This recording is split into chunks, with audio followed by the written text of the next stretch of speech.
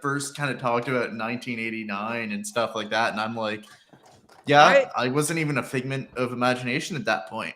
Bro, I was graduating high school, son. like when we talk about 9/11 for you, this was like it's like the fall of Rome. This was like I know it happened, but I was barely conscious. I don't have a conscious memory of it. I was 3 years old when 9/11 happened. Brian, where were you when 9/11 happened? Do you remember? I do, yeah. I was working in a place on Southwark Road, which is just on the South Bank near the Tate Modern in London. And like, go ahead. Yeah, well, we had clients in New York, so we got kind of early signals of it. And I went down the pub for I think by that time it was probably, whatever, like it was kind of late lunch kind of thing. So I went down the pub and they had a flat screen and watched it unfold. And I've been curious about other cultures, like how they reacted, because like it was a full societal stop. It was the first full societal stop that I had as an adult. Like everything shut down. And in my hometown, even they did the stoplights all went 4-way red. They actually called it, because in my town, some of the pilots trained. And there's a local flight school in my hometown called Flight Safety. And before 1 p.m., we were under martial law and had FBI agents before 1 p.m. in our town. It was a nuts thing. Wow. But for another day, we're here to talk about crypto. and before we get going, I want to tell everyone that I was corrected like half an hour before we came on the show on crypto.com. Was not served papers yet. That's all rumor. And Aussie, you had some insight into the Twitter account that shared this account. What were some of your deets on that? Yeah, so Whale Alert is the Twitter account that shared it. And they seem to post pretty regularly. But most intriguingly is they also seem to be the first source for the whole CZ Red Notice Interpol alert post. And that sent the whole market into flight yesterday. And no other news source has really been able to confirm that. And they've even backpedaled and said that there's no official confirmation of the red notice. Yeah. And to me, it's kind of 2 or 3 big provocative posts by this Twitter account. And it almost makes me feel like they've got a big short that they shorted maybe at like 28 or 25 or 27, and they're trying to scare the market so they can get out of it because Jared, I thought you would appreciate that. Yeah. Because there's no other reason. No one else is reporting that. And it's not like the market has all of a sudden confirmed or denied it. And these are big accusations that they're making. And I fell victim to this. And Brian, you worded this well in LinkedIn. How did you word it? You said, in a post-truth world, anything is believable or something like it. What did you say? I can't remember now without the fog of war. He said the fog of war in a post-truth society. So I got suckered into that. So to everyone watching, if I post anything about crypto.com, I recant. Please forgive me, and we'll move forward with saying crypto.com is not being served Wells notices as of yet. But we've got Brian Naughton, and Brian Naughton is someone that I've been wanting to talk to. Brian, you seem like a super smart guy. This is my first time meeting him. Jerry, have you and Brian connected before? Yeah, we were on I forget exactly the name. It was a long name. We were on kind of a panel talking about crypto, Web3, the future. And that's right. Yeah, once. Yeah, what's going to go on. And that was an interesting one because I feel like there was a bunch of internet connection issues. We had some other panelists that were in Africa, and they were just having tough times. And when the internet's tough and you're in this situation, it's not fun. Tristan says, Brian, what's going on, man? So I also want to apologize, Brian. I should have been on earlier on the pre-call here. It's just Chelsea's playing Liverpool, and I wanted to get as much of that. Oh my God, that's where you were. Yeah.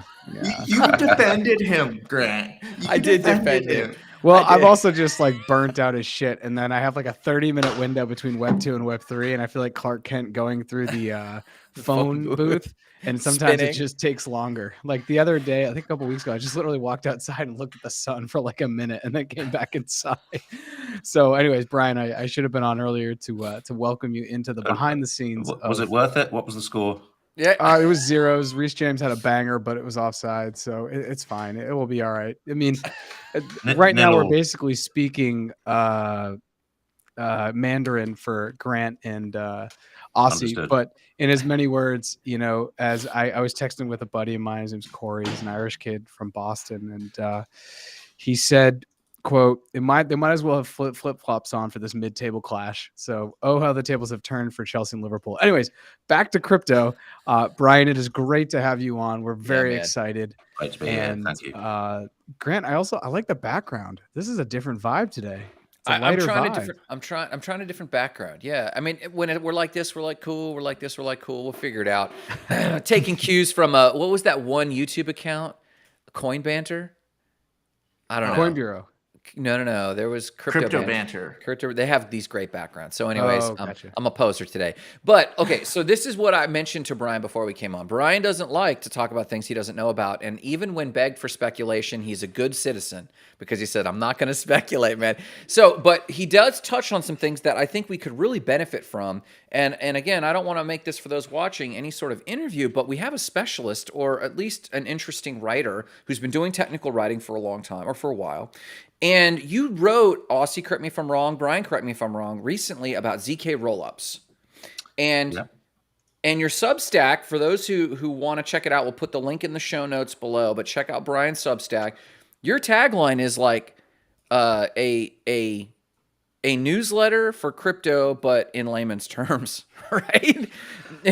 Kind of, yeah. I mean, I think it's there are a lot of people who are interested in this space, and I think a lot of the existing newsletters are quite technical. I mean, I love to follow the Bankless crew and all of that stuff, but perhaps it's such a technical field that it can be a bit alienating for a general audience. So I'm kind of trying to bridge that gap really in terms of bringing a kind of a recap on the news, crypto news on a weekly basis, and also to do a bit of storytelling and trying to focus on, quality writing in that space really. It needs to happen. So then before I ask you for how you would describe in layman's terms a ZK rollup, we're going to play a fun quick quiz. Aussie Jarrett, what's a ZK rollup? So it's a zero knowledge rollup. That's why that's a ZK. That's what ZK is summarized as. Mm-hmm. And a rollup is essentially something that combines a whole bunch of smaller transactions usually on a separate blockchain, and then sends them to the main blockchain to be done in a batch.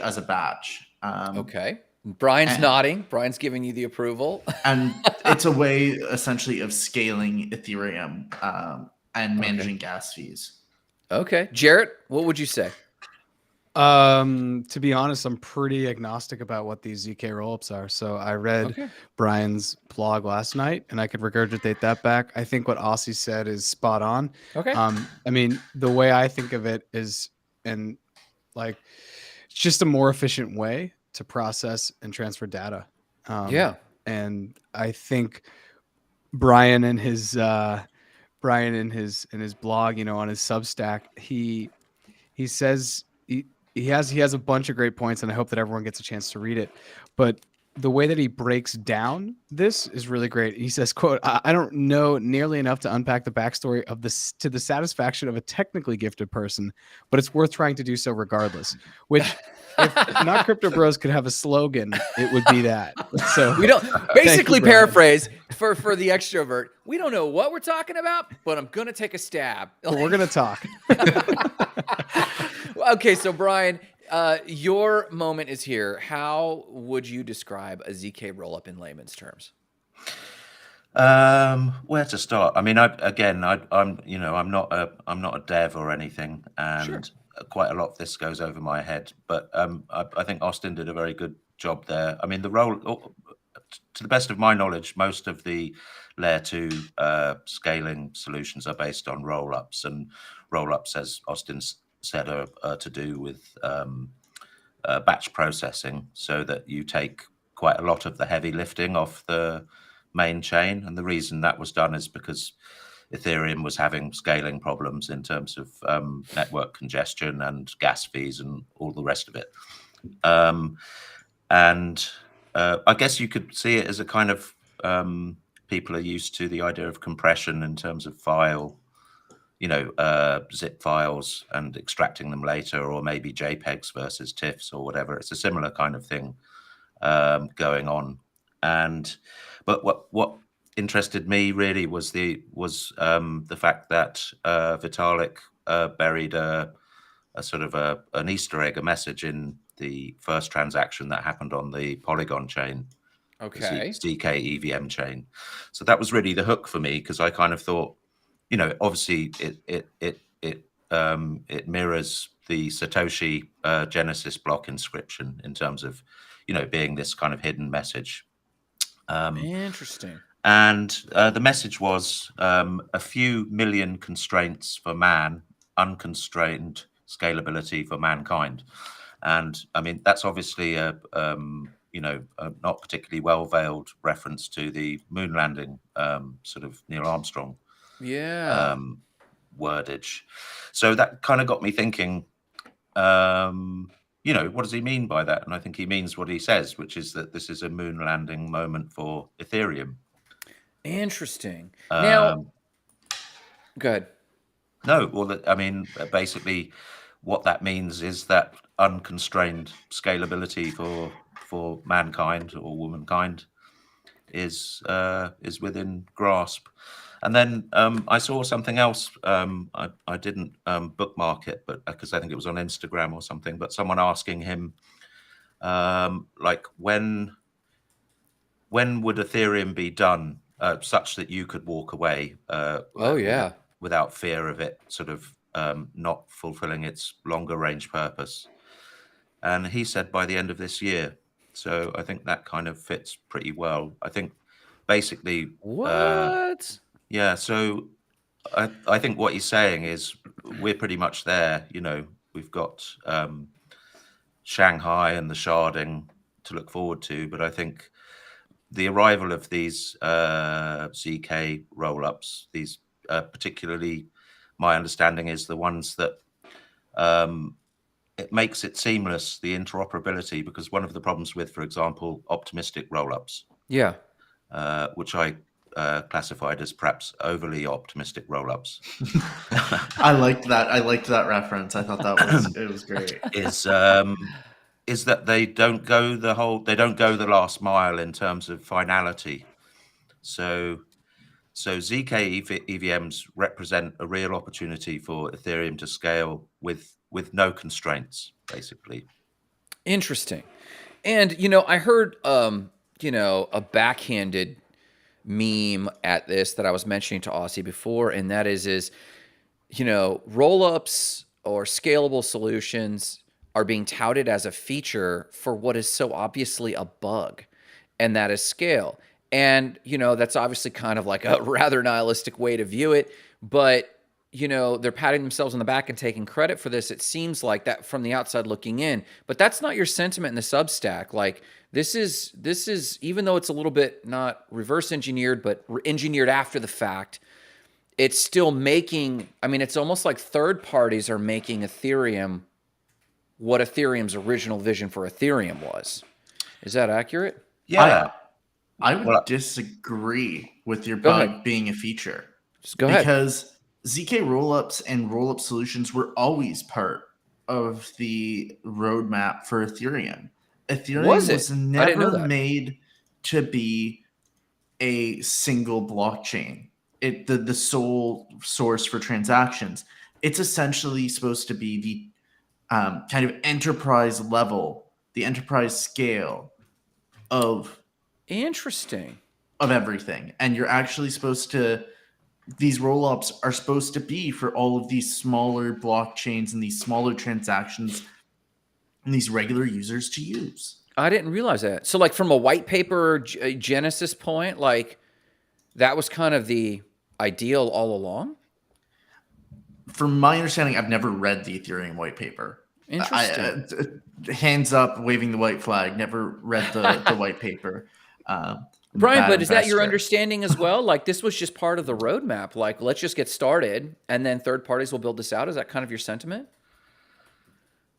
I guess so. I would probably need to go back and kind of look at what the context was. I mean, the impression I got is that just EVMs, ZK EVMs have arrived much quicker than anyone expected.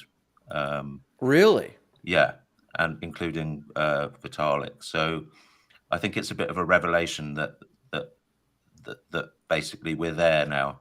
I think that's the vibe I'm getting from Vitalik now, is that it's pretty much job done. Doesn't mean it's gonna not gonna be improved, and there are lots of improvement proposals going through and all the rest of it. But it basically means that if he walked away tomorrow, he'd do so safe in the knowledge that the infrastructure layer was there. And you know what's interesting about that is that that story arc is, or that life cycle, where Ethereum, basically the Ethereum Foundation, shifts from a developer focus to kind of an operational beast at that point. I think I saw at one point the average transaction fees they're taking in is something like, for even in, you know, today's world with lower gas fees and whatnot, and it will be lowered again, I think, after sharding and whatnot. They're taking in approximately 14 million a day in transaction fees. And so it's like, if you follow a lot of startups that are trying to get, say, for example, a SaaS product or an app up, they go through a similar thing where they're deving. They got a burn rate. But then they wake up one day and they're like, well, we got to focus on like operations and partnerships and onboarding. Do you guys, Jared, input, anybody, do you guys foresee that, like, as that shift happens, do you see the Ethereum Foundation shifting gears, or will they still just be developer central, or will they turn more into like a enterprise partnership program? I feel like they've go Jared. Yeah, I want to call it a couple things. One, just because he says that he's going to walk away from it, that's like a double-edged sword, right? Is that because he's like Charlie Lee leaving Litecoin? He's like, I'm out. Which was devastating. Permanently devastating. And is he just going to sell? And then, you know, I mean, he's got billions of dollars. So I like go back and forth. I don't think a project is ever fully done. I mean, even Bitcoin, there's still people like making sure that that network is like together. And Ethereum is a lot more of a fragmented network. It's not as simple. It's trying to do a bunch of different things. There's a bunch of different smart contracts that you can like write on it. So I don't think anything's ever really done. Ever in technology, you're always going to need an upgrade, or there's always going to be something else. The dawn of quantum computing is going to change everything, right? And there's always been that question: could they somehow figure out how to crack a blockchain? You know, we think it's this thing that's uncrackable. Well, you know, in the 1500s, you couldn't possibly have considered a commercial air flight, but here we are. So I think that things are constantly going to be in flux. And I just looked at the Ethereum white paper and I've searched ZK and I searched zero, and no mention of zero knowledge proofs. Now, there could be mention of scaling, and maybe they didn't call it zero knowledge proofs at the time because it was written, in 2014 or something. If Vitalik was a child like Austin was in 98. So I'm not really sure. I'm not really sure. I need to dive through the Ethereum white paper more, but I do think that the long term was never that Ethereum is going to be the answer to everything. And I think that's why Charles Hoskinson left, right? He wanted a one-all solution, and that's why I created Cardano. He didn't want like a hodgepodge solution where you have to like add on a bunch of different things to make it work.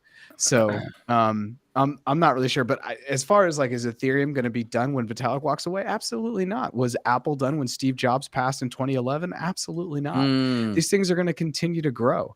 And if Ethereum is going to underpin the future of ownership on the internet, then it's definitely not something that we can just not continue to build up upon. So pause on that. You said underpin ownership. What were you talking about? Ethereum. If it's going to be the biggest blockchain in Web3 to underpin the future of like what people are going to build on when it comes to Web3 projects, dApps, NFTs, whatever we don't even know, you know, DAOs, then I do think it's going to continue to need to be upgraded.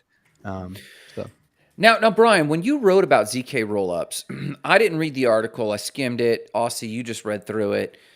Are you talking about like all of the layer twos in general? And obviously, you referenced optimism. But what about Matic? Matic seems to be a unique case. Have you looked closely at Matic at all, or Polygon? No, and I mean, I'm not quite sure how the existing Polygon L2. I mean, is it that they're going to be switching over to this new scaling solution, or is it an entirely separate side chain? I'm assuming it's all part of the same project, but I'll have to go back and have a look. To be fair and to be accurate, I'm not entirely sure, but my impression is that it is part of the same project. They are a layer 2, but they are also very ambitious at being their own layer 1. And their scale is already significantly larger than Ethereum. And I'm watching Polygon closely because if someone like, Vitalik leaving to me is less of a sign of is Ethereum fully baked or not? Like, I mean, I agree with Jared. Nothing's ever done. And I don't think that's what Brian was saying necessarily. I think Vitalik was saying my function here is like fulfilled in terms of my personal yeah, vision. I mean, he didn't give any kind of indication that he was ready to walk away. I think he was just gratified that it's grown up now. You know what? Yeah. It's no longer. I feel like he's no longer more an of a adolescent. face now than he is like he's still a brainchild behind it, and he still provides, I think, that guiding direction that they need in a CEO, essentially in a CEO type function. But I feel like he is more of he's the brand. A brand. He is the brand. Vitalik Buterin is a brand now. He's not a developer. What? What is what? Funny, Why are you laughing at me? I'm not laughing at you. I'm laughing at Vitalik being a brand. He is, man. I know. That kid, I know that he kid is. shirt. And so when we think about Polygon, for example, Polygon, like, could any of us could any of us name a face behind Polygon? Austin Wrigley? No. I mean, I know there's one. There's got to be one, right? But I think that that's a double-edged sword, Aussie, because maybe what Vitalik is expressing, I mean, he is not Mr. Extrovert, right? Like maybe he doesn't want that pressure, and this is true of most startups, regardless of Web3. When they nerd alert on something and they build something out, and then they realize, okay, the next phase is an operational phase, and that ain't me, bros. Like I agree with Brian. I think his role, maybe he's not exiting, but his role has to dramatically change. And they do need to put someone operationally in, because I'm telling you this, and I'll stand by this, and we talked about this in a different episode. I believe the crypto winter was tipped over by a lack of operational minds behind true, experienced executives behind crypto projects, and they just collapsed because it's a bunch of devs who get it ideologically, but they have no chops when it comes to how are we going to grow this thing, what's actually good for our budget. But I think maybe Vitalik, he's smart enough cat to know that ain't me, folks. Give me some code and we're ready to go. Give me some nerds at like a hackathon and we'll do some damage. But Ethereum can't thrive on that, especially with this, because now we're getting into like, I think economics is important, and that's a sociological thing. And I think what Polygon's got going for it, it's press release after press release after press release of its very mature projects coming out that are standalone from Ethereum. And not that we're like comparing Ethereum to Polygon directly, but from a marketing perspective, I think that they are being compared very closely. I don't know. But to go back to your question, Brian, I'm not entirely sure what the roadmap exactly is, but I know Polygon, I mean, I want to publish all of our NFTs on Polygon Matic. There's no way I'd go to Ethereum right now. Now, is that justified though? Because mine's just a perception of gas fees, difficulty. They're now the big brother in the market, and Polygon still feels like the underdog. I don't know, but what are your impressions on it? Those are kind of my impressions about Polygon and its dominance in the market, or lack thereof. Is it an underdog or not? No, I don't think so. I think it's going to be a multi-chain world. Clearly, the Yeah. Ethereum ecosystem has a huge center of gravity. So EVM compatible chains and the top side chains that run on them are pretty much guaranteed a continued existence, I think.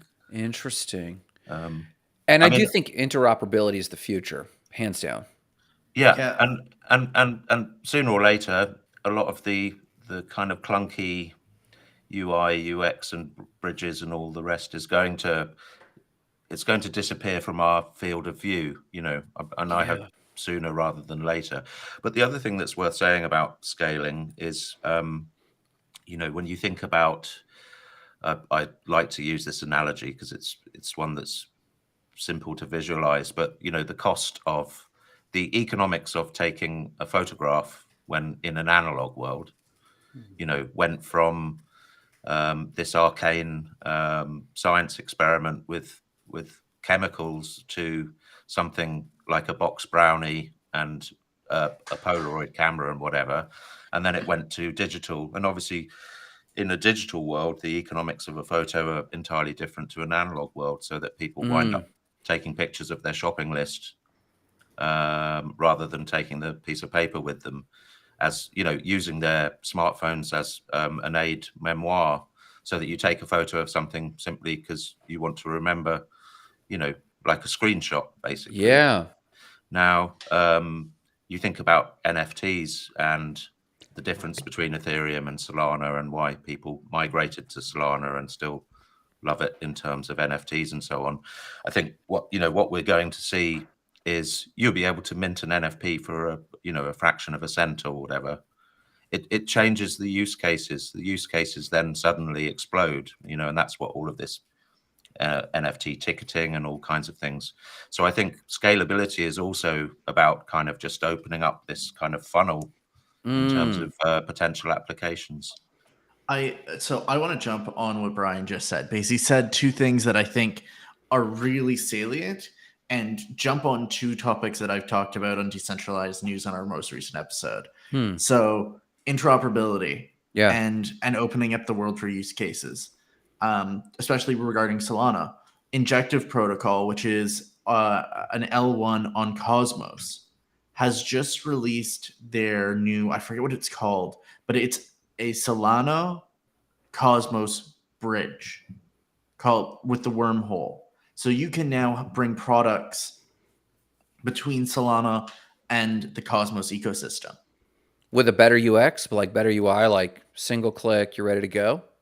I haven't tried it, but it's Interesting. It's a new announcement. It's a new newsletter press release from them, and that's Interesting. massive, because Solana. One of the biggest things that I've got against Solana is that it's Solana by itself. If Solana goes down, Solana's you can't do anything. Yeah. And it's kind of all on its own. But if Solana can talk with the other blockchains, then it actually has a chance of surviving. And so Interesting. that interoperability between Solana and Cosmos, which is probably, I'd say, one of the three competitors. You've got Solana, you've got Cosmos, and you've got EVM. If you call that, if you want to talk about AVAX, Matic, Arbitrum, Ethereum, that group. And so if Solana and Cosmos can start talking, then there's a whole world of possibilities for that entire ecosystem. But then the other thing he talked about is being able to bring more use cases to NFTs. Yes. And I'm going to take it away from just NFTs. I want to take it to crypto and everything in general. I'm sure everyone who uses Twitter, Brian, I'm sorry, I don't know if you use Twitter too much, but I'm not a huge Twitter guy either. Yeah. Badly, he says.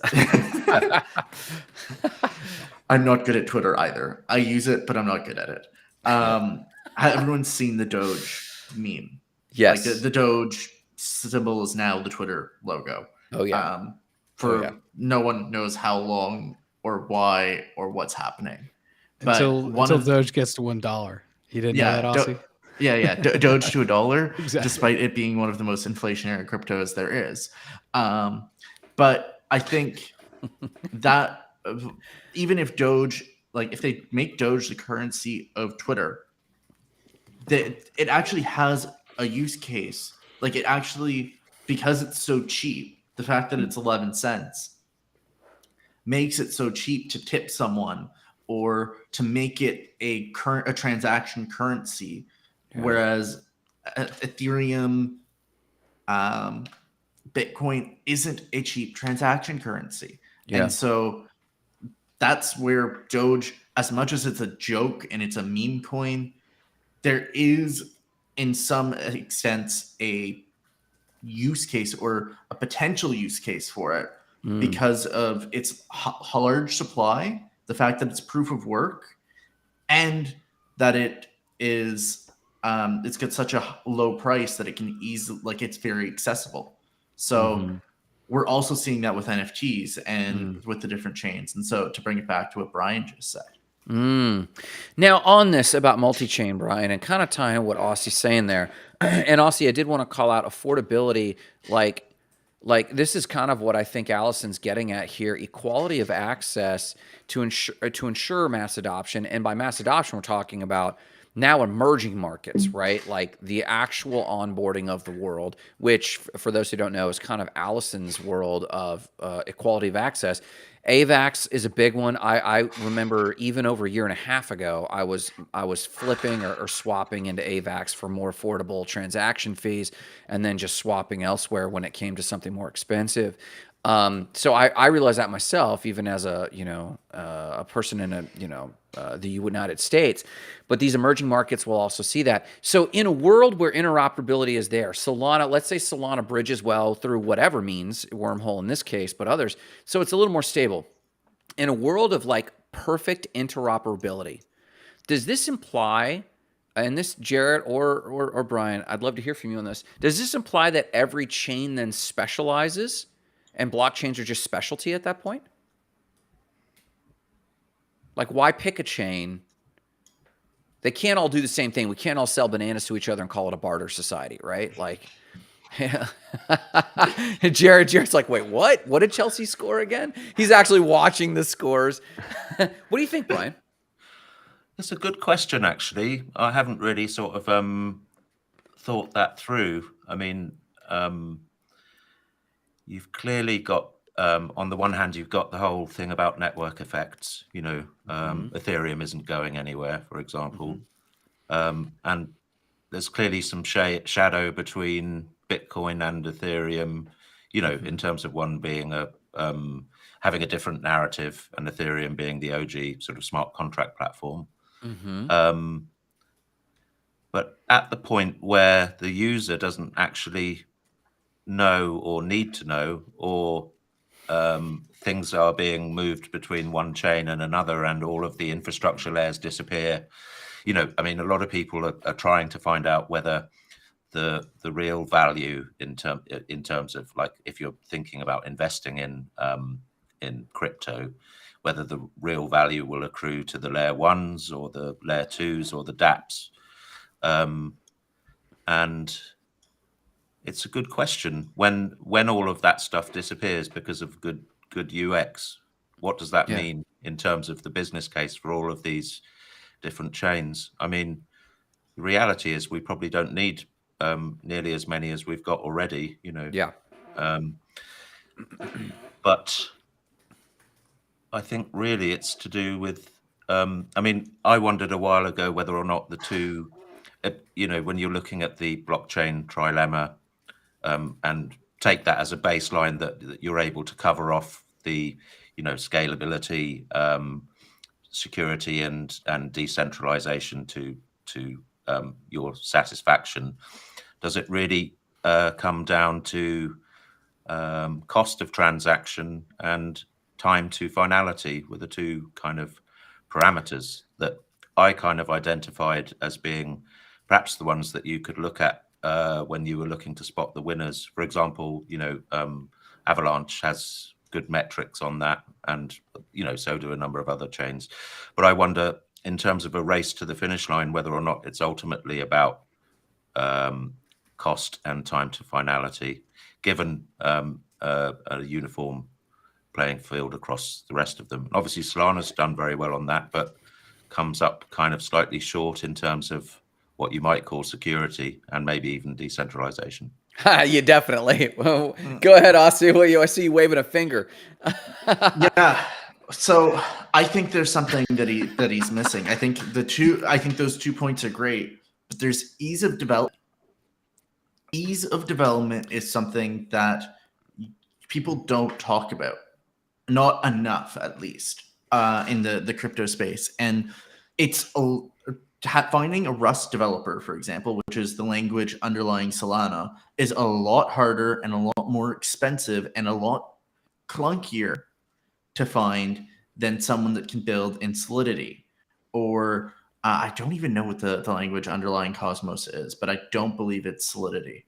So depending on the different languages, that is what's going to be the easiest. That's going to affect what chains survive. And that's why I still feel that EVM and Ethereum layer 1s and layer 2s built on Ethereum are more likely to survive, because Solidity is so close to other existing programming languages that are used in Web 2.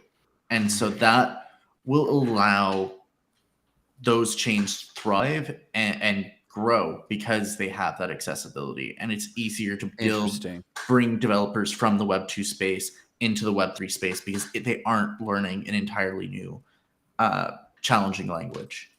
So you raise a good point, Jarrett. I want to pass the mic to you, and I ask you this question. You could dump this question if you have another thought, but you've done enough interviews with More Than Blockchain that you have touched on a great amount of true projects. Are, like, just surveying in your head, are most of these projects like Ethereum or Ethereum layer 2, or are they working on their own side chains or boutique chains of sorts? Do you have kind of a sense of the world from your interviews? Yeah, that's a really good question, Grant. And I'd have to go back. And what I can do for the next episode is I'll go through all the founders and the builders, and I'll come out with the exact chains, and I'll be able to tell you the numbers. Sure. But for example, Brandon with Formless, he's totally just using the EVM, right? The Ethereum virtual machine. That's an integral part of how the protocol that they've created, Share, works and integrates. Domingo from Homebase DAO, they are using Solana. I was wondering about this. Yeah, they're using Solana, and they're using USDC, the stablecoin, on Solana. So wow, it's a very interesting thing. And I guess I'd push back against what Aussie's saying. Like, I hear what he's saying, and I think it sounds intuitive, because it probably is for most use cases. But just because a language is maybe not as easy or not as applicable, like, when you're jumping from Web 2 to Web 3, right? If you're going from like just JavaScript to Solidity or something, or if you're a Python coder and you're going to jump to Solidity, let's say that those are closer together. If there's something else that's going to make more sense to learn, then you're going to do it, even if it's not as easy to learn. And the example here is that there are so many kids in the United States right now who are being forced to learn Mandarin because their parents see China and they're like, oh shit, we got to learn Chinese, when Spanish is right there. It's so much easier to learn and even more applicable, but they're going to learn this other language because that's a tactical thing. So it's like strategy versus tactics. So that's the one thing that I would say. And I would say that, like, oh God, what's the guy? He's the author, Brian. Maybe you can help me, Grant, Aussie, who I'm looking at my bookshelf and I think it's a blocked book. I don't think I can see it. He writes about it's The Sticking Point, the author of The Sticking Point. Do you guys know who I'm talking about? I know the book. I do not know the author. Yeah. Okay. I'm blanking on the author. When I say the author, I'm like, oh yeah, duh. He talks about how things don't always have to make sense in order for them to stick. And the thing I constantly think about is the keyboard that's in front of us. Yeah. And that's the QWERTY keyboard, right? And we know there are people that have come up with more intuitive keyboards for us to use the English language to be able to type, so you can learn easier just to type. Because the way this is laid out doesn't make sense. But because it's already so universal, it's like, that's what we're going to go with. We're not going to change it now. That's how we've been typing for, I don't know, probably better part of an entire century. So that's kind of there. Like Solidity, while it is more tied into I think it is, and I've heard that same thing. And I've looked at Solidity and tried to learn Solidity for a little bit. It's tough. Well, it's tough. While it is, closer to maybe Python or something, or JavaScript, or an older coding language, if there's a newer language that comes out that's just easier, even if it's easier, but it's not tied to the EVM, will it matter? It's like if you're an alien and you come down from space, right? You're not going to learn a Mayan language. Yeah. You're not going to learn Swedish. You wouldn't even learn German, as great as it is.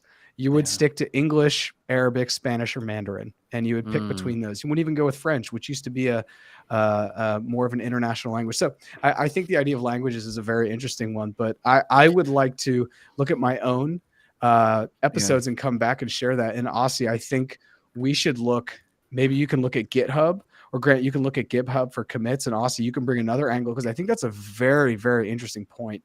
When Solidity it ties all into day everything long that we're talking about. And I'm glad Aussie kind of brought that up and pointed that out as a interesting angle to mass adoption. If people can't build it, just like a language, if it's so hard for people to pick up and speak, it's just not going to go anywhere. That's why English is everywhere, because it's a stupid language. Sorry, guys.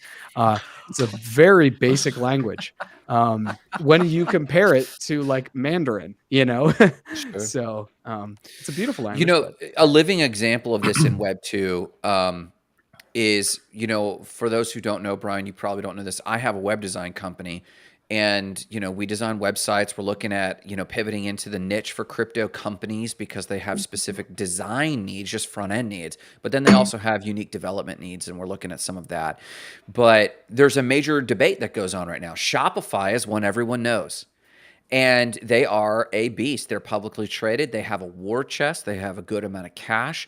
They have a strong reputation. If you go to any e-commerce incubator or co-working space, they're recommending Shopify all day long. I am here to tell you, Shopify is the worst under the hood. It is the worst. It has its own coding language called Liquid. It is the worst. To find a Shopify developer, you're paying 4 times as much as a WordPress developer. It's impossible to find them, and they very rarely succeed at their project, because they themselves, as native Shopify coders, because of its internal system, is trash. However, Shopify is taking massive market share. I say massive. WordPress still has 63 to 68% of the world's website market share, but Shopify is starting to show up. It's a living example where there's people like me who I am actively firing my Shopify clients, because I'm telling them, I'm not going to learn this language. I don't care. Yet the beast itself, Shopify, is still growing. So my only point in bringing this up is it's a living example in Web 2 that the writing's not written on the wall what's going to win the day. That there's this real dilemma of development. So also, I think it is a nuanced call. I think it has to be considered how easy something is to develop on. But to Jarrett's point, if it's the beast in the room and enough people are learning on it, and there's enough usable for the layperson, clickable apps that we want to see survive, people are going to figure it out and make it work and just charge what they're going to charge. I really think that's going to be the case. I still think, though, that most other chains, like I think we'll think of Ethereum as an architecture chain, but I think most other chains will have to begin to niche specifically into like identification protocols, like for IDs. There's so many kinds of IDs. And when we get into a ZK proof world, and Brian, are you versed at all in ZK proof? Like IDs and stuff? Only in sort of layman's terms, really. I understand its importance to. That's good, because that's your newsletter. Real quick, 2 comments. Crypto Moose says, I love Matic. They have solid partnerships. And then he goes on to say, or she goes on to say, English is like Bitcoin, simple to use, good for everyone. Cardano and Ethereum is for us. Buy crypto speaking studs. We will win. So let me ask that. What do you know, Brian, if anything, about Cardano? Not much, really, actually. I know, probably less than you. I know that they seem to be very large in sort of Africa and the global south, and that they have a very loyal and strong development community. And I really respect Charles Hoskinson. I've been listening to quite a lot of the stuff he's been talking about recently about some of the bigger picture stuff to do with synthetic biology and AI and blockchain and all the rest of it. So he's a smart guy. I wouldn't bet against him. I mean, I had a joke that Cardano was a stable coin at one stage because it doesn't seem to have done much as an asset. But, we could probably peg the DAI coin or the USDC to Cardano instead of the US dollar. Perhaps it's got a really important role to play. Brian, that was such a Web3 joke. Like anyone hearing this is like, he called Cardano a stable coin. Why is that funny? It's like, dude, that's funny.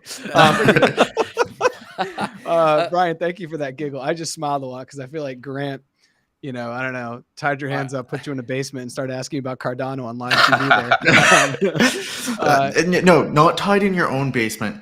In your girlfriend's new boyfriend's basement. Exactly. And there's a Twitch stream on, right? Yeah. Just asking random. Yeah, go ahead. That was my Houdini effort anyway. What do you got, Jared?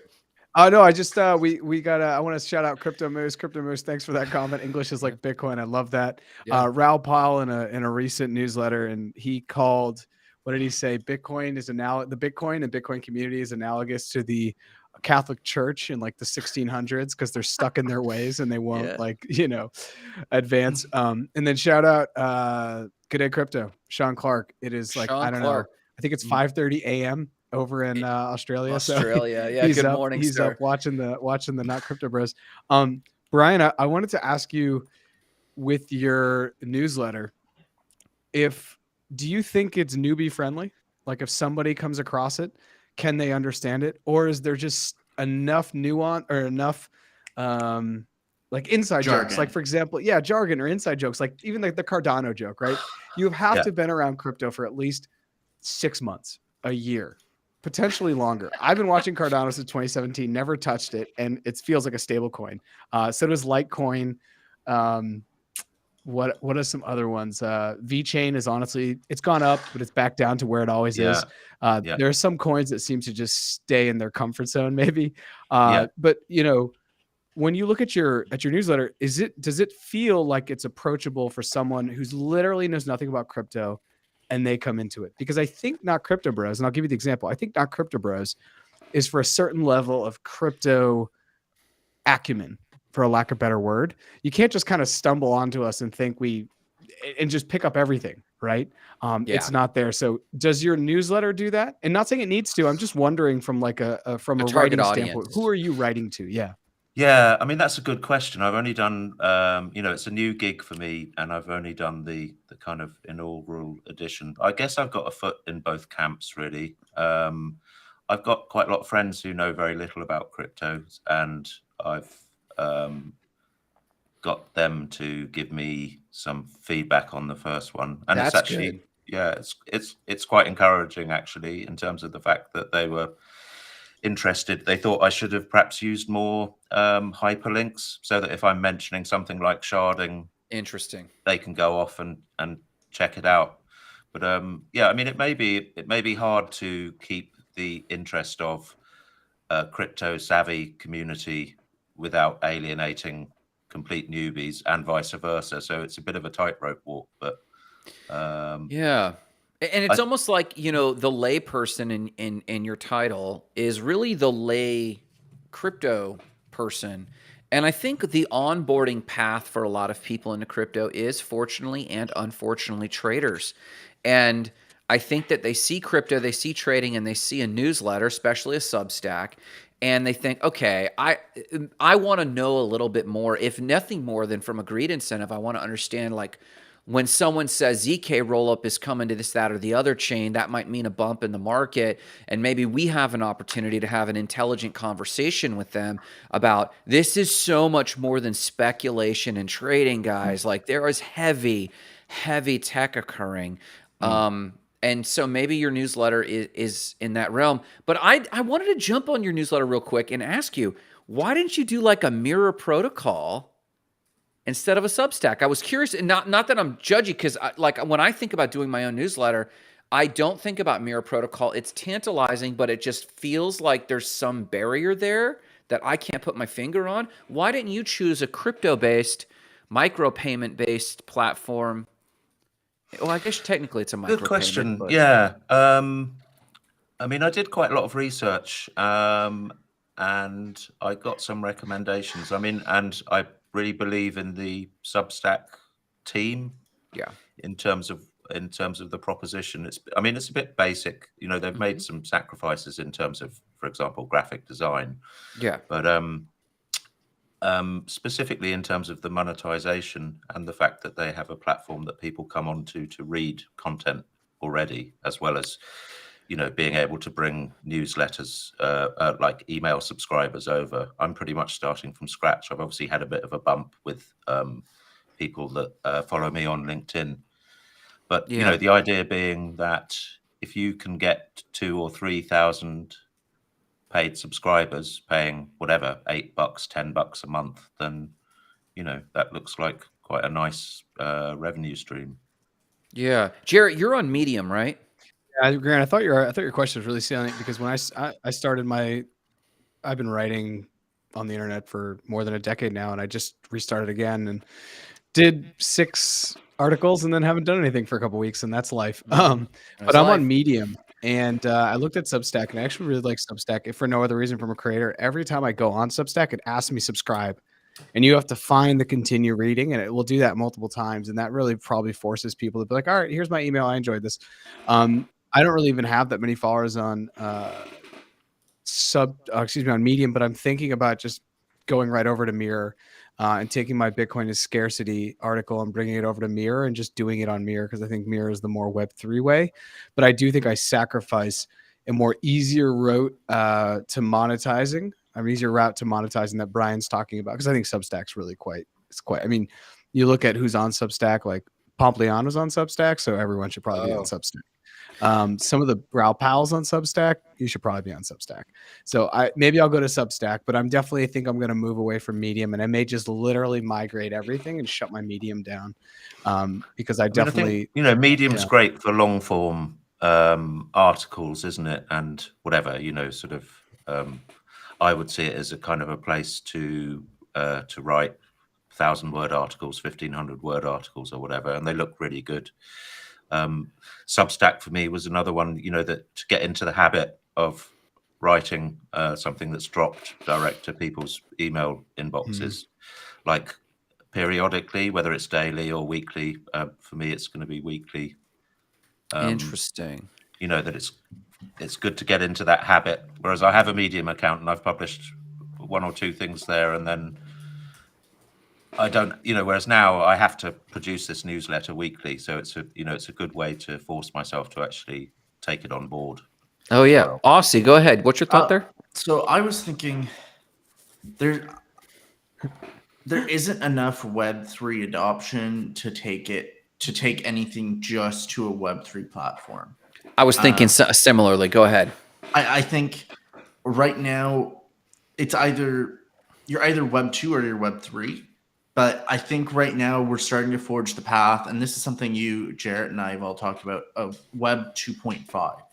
So merging Web 2.5, yes, and Web 3, so that you're being accessible to both audiences. So yeah, you can post on Mirror, but you can also have a Substack and try to use both platforms. So as your clientele evolves, maybe if you're Brian and you've got your layman's terms newsletter and you want to, hey, I don't want to bore my more advanced audience as my audience matures with me. Yeah. You come to Mirror and you can get my Web3 high level, not layman's terms newsletter every week. And that's a way of kind of bridging the worlds of Web 2 and Web 3 into Web 2.5. And it boils down to mission. You know, and I guess you could oversimplify and say, well, what's my niche? But like maybe take a pause first and say, what's my mission here? And you know, I think each of us, I know me and Jared and Aussie and Brian, I assume you too, we all have probably nuanced missions. I myself view myself as an absolute trainer, educator, edutainer, maybe, you know, like I want to make sure that I stay at that 2.5 place. I want 1 foot in both worlds.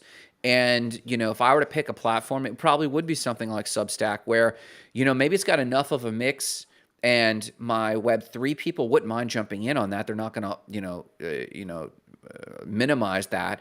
But then my Web2 people would feel fine and unthreatened. And I think as a designer, I also think crypto design, literal UX, visual design. Of course, the heavy tech needs better interface, and that's coming.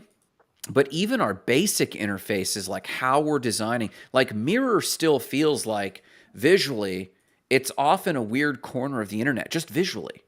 And Substack has a minimalist approach, kind of in the vein of Medium, even though Medium and Substack look quite differently, they still carry very minimalist, approachable designs. And, you know, it sounds trivial and trite, but I don't think it is. I think the onboarding, Brian, for your newsletter was sublimely simple to go subscribe, pay, go. I mean, like, you can't shake a stick at that. And you've seen decent growth with your newsletter? Have you been... Well, I mean, it's what we're sort of 6 days in at the moment. Yeah. I didn't. Yeah. So last Friday was the first drop. So all right. So you're a millionaire. Okay, I get it. Yeah. I mean, no. I'm just teasing. I'm starting off free. I've had a couple of people pledge subscriptions, including Ken Cato, who I think is listening in today. Yeah, Ken's brilliant. Yeah. But you can choose to switch the payments on or leave them dormant for a while. But, my idea really is to try and actually develop a readership before worrying about trying to monetize it, really. Yeah, that's Web3 ethos right there. That's Web3 ethos. I like that, man. And I think micropayments are the key. And kind of going back to our tokens, Dogecoin aside, what currency will be our micropayment currency? Is Sats really getting traction as people understanding Sats? You don't think so, Aussie? No, it's not Sats. It's too expensive to transact on Bitcoin. It's way too expensive. It's not that bad on Lightning, Aussie. It's really not. It's not that bad. But what if Bitcoin becomes $1 million? What if we go with your Bitcoin maxi mindset and Bitcoin gets to $1 million by 2030? That SAT is incredibly expensive. So wait, are you saying the transaction fee is transaction fee based currency? Like if you're talking $1 million Bitcoin, the price of a SAT is still way too high to make it accessible across the world, and especially considering transaction fees. I mean, right now, Sats are like 3,000 to the dollar, give or take, right? Less, right? Maybe less. So I mean, maybe to you, Brian, like, what do you think is the microtransactions? And when I think the reason this is connected to your thing is this: NFT today is pioneering phenomenally. I think Jarrett and I were looking at this. Aussie, you might have seen this too. NFT today, zero advertising, news service on NFTs. They're a phenomenal platform. NFT now. I'm sorry. Thank you. Sorry. Yeah. And they had a great NFT mint pass, but then they're also doing access with micropayments. And there's a lot of tokenomics experimentations that I'm very impressed with. But like, what do you think will be our micropayment transaction of the future, of the near future? Well, I mean, you've got to look at, I kind of enjoyed that, I can't remember his name now. Is it Jack? It's the guy from Strike, the payment processing guy. Jack Mallers. Yep. Yeah. So, and he did a demo using crypto, a point of sale. He did various different demos, one over Tor, one over Lightning, I think, or whatever. But his idea is that the merchant can receive fiat, or they can receive Bitcoin, or they can choose their currency, and he can choose which currency to send them. I mean, I think that's the way it's going, in the sense that it's going to be agnostic. Interesting. I mean, obviously, different networks will have different profiles in terms of how economically feasible that is for microtransactions, but I don't think it's not a kind of a winner takes all scenario, would be my call.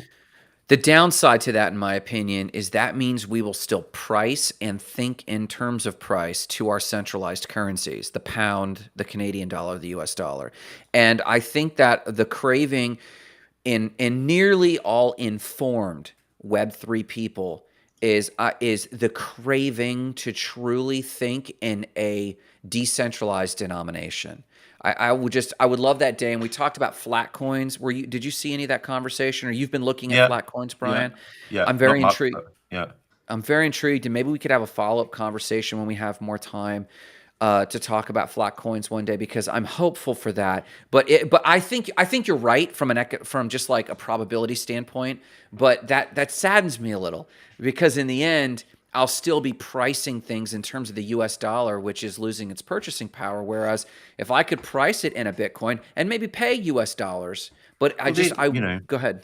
The NFT community is already pricing things in ETH, isn't it? And Sotheby's listed ETH as a on the price board in their auction house for the first time, whenever it was, 2021. Mhm. And you think about people moving over to the metric system. I still can't figure out for the life of me what 1 meter 83 means in terms of someone's height, for example. Whereas if you say whatever 5'11", I know what you mean. So it's it's a question of conditioning Brian. and what you grow up with. You know what I mean? You didn't grow up with like metric heights, like like imperial heights? Well, the UK is a bit of a strange one. It was a bit of a mix, Oh, but yeah. So yards and feet and inches more than meters I that grew up shocks me. in the 70s and 80s. So So okay, wow. So I have a question about crypto, but this is more important now. So, for example, you would understand, Brian, if I said someone's 5'8" and 12 stone. Would you get that? yeah. Jesus, that's messed up. Anyways, Yeah. back to crypto. Whereas if you told me how much they weighed in pounds, I wouldn't have a clue. Yeah. Okay, so this is So it's interesting. even weirder. So It's so weird. this is so interesting. So I do heights in feet and inches. We do heights in Canada. That's how we do height. But we do pounds, and we do distance in kilometers. But we do certain things in there's a couple things. Pool temperature is more likely done in Fahrenheit than it is done in Celsius in Canada. That's because no one has pools. It's a What are you foreign talking concept. about? We all have pools. It's hot here in the summer. You guys, Don't be so I'm defensive. telling you, of all the things that blew my mind in this conversation, It's 2 weeks summer. Yeah. Exactly. is these things. Look at him. Look at him. Look at him. I like how he gets so angry when you pick on Canada. Brian, I wanted to make a comment there about something, and now I lost it because you understand 5'8" and 12 stone. Crap. You know what? It was I think it was the idea that one of the things I've toyed with, and I think I may do, is have a Substack and then have the exact same article on Mirror. And at the bottom of the Substack say, if you want to mint this, just go to Mirror. Because that's all it is. Right. That's the only difference.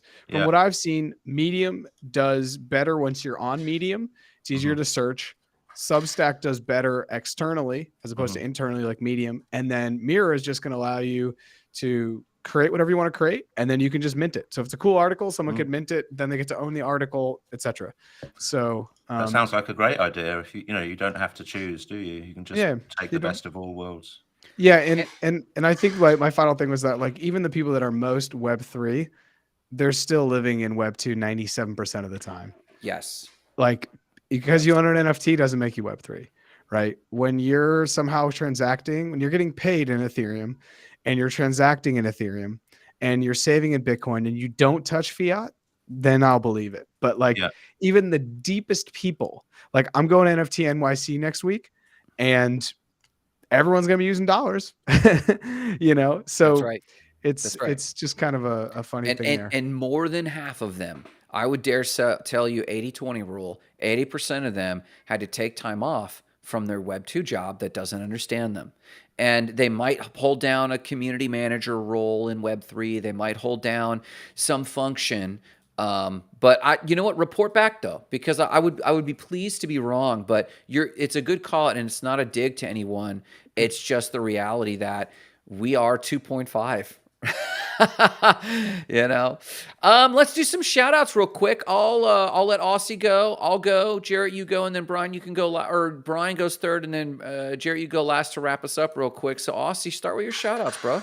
I'm always terrible at shout outs, but just shout out Canada, you know? Yeah, I'm gonna shout out Canada. I'm also gonna shout out my coworkers actually, because my coworkers asked me to do a presentation on blockchain in our staff meeting tomorrow. And your Web 2 job. At my Web 2 job. So I'm gonna do a that's the presentation on blockchain in Web 2. So I got a shout out to our global audience. I mean, we had a real global audience today. It felt like people coming from the four corners. We generally have a good international audience, but with Sean Clark popping in from Good Day Crypto, he's got a great show. Check him out. And who else did we have? George Pate? No, George Pate's in the US. George Pate's in Allison. Houston. Yeah. Allison in the UK, but Brian's in the UK too. I'm going to pretend Crypto Moose is also from Canada. Just shout out Mounties. But no, our comments always tend to make our shows a bit more interesting. So my shout out to that today. Brian, do you have any shout outs? Any projects or people you need to shout out? I hadn't really thought about it. Shout out to Ken and Alison and anyone else in the chat room. I haven't been keeping an eye on the what's going on in the chat room. That's all right. And anyone who is upset with Gary Gensler as a human being as well.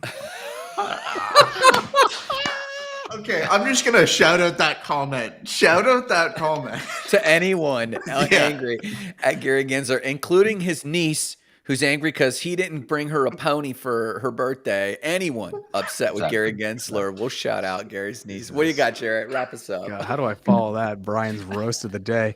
I want to shout out that one of the things I remembered my comment. I'll make the comment and do the shout out. BSV is really good for micropayments. You'd asked me, what are people building on? One of the people I've had on has an arcade, and it's all based off micropayments, and they use BSV. So that really breaks down really quick. So my shout out will be for anyone going to NFT NYC next week. Out there, hit me up. I'm trying to get my calendar completely filled up with stuff to do. I'll have a colleague of mine who's a Web3 non-native. So she's going to get baptized in the fire of degendum. It should be ridiculous. And nice. Brian, it's good to have you on. We normally see you in the comments, so it's kind of surreal to have you on. So thanks for coming on. Yeah, man. Thank you so much. So on both counts. Yeah. Yeah, man. Check us out next week, Tuesday at 3:30 p.m. Eastern Standard Time. And thanks so much, everybody.